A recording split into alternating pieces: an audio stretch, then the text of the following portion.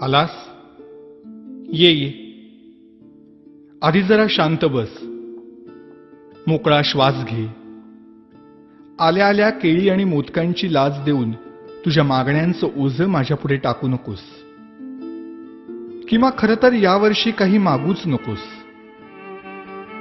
मागच्या वर्षीच्या तुझ्या मागण्यांचं काय झालं हे देखील विचारू नकोस. कारण कितीही मागण्या पूर्ण केल्या तरी तुमच्या अपेक्षा वाढतच जातात. आता यापेक्षा मोठं पोट नाही झेपायचं मला. त्यापेक्षा असं कर, यावर्षी माझ्याच काही मागण्या पूर्ण कर. बघ जमतंय का? यावर्षी तरी निदान माझ्यासमोर दुसऱ्याचं वाईट चिंतू नकोस. उगीच माझ्या नावाखाली खोटी वर्गणी उचलू नकोस. रात्रभर जागू नकोस. जागलास तरी पिऊ नकोस. प्यायलास तरी निदान झिंगू नकोस. नकोय रे मला 30 तोळ्यांची माळ.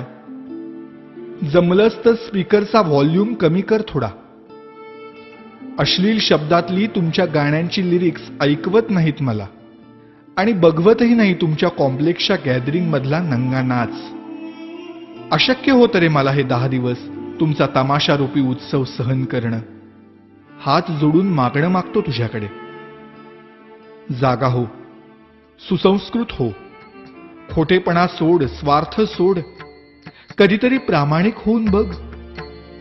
माणुसकीची नशा चढव. परोपकाराची झिंग चढव. 100% मेहनत कर. स्वतःला ईश्वरी अंश मानणाऱ्या लोकांपासून सावध राहा. त्यांच्या आधाराने जगण्याचा प्रयत्न करून स्वतःतला आत्मविश्वास हरवून बसण्यापेक्षा तुझ्यातलं देवत्व मनापासून जप. दहशतीने जग जिंकण्यापेक्षा प्रेमाने मन जिंक. श्रीमंतांचे जोडे पुसण्यापेक्षा गरिबांचे पाय धू. पैशाने श्रीमंत होण्यापेक्षा मनाने श्रीमंत हो. बघ आता यातलं किती तुला झेपतंय. रागावू नकोस भक्ता. आणि रित्या हाताने जाऊ नकोस. नेहमीच मागत राहण्यापेक्षा अखंड देत राहण्यातला आनंद तुला लवकर लाभो. हाच माझा आशीर्वाद.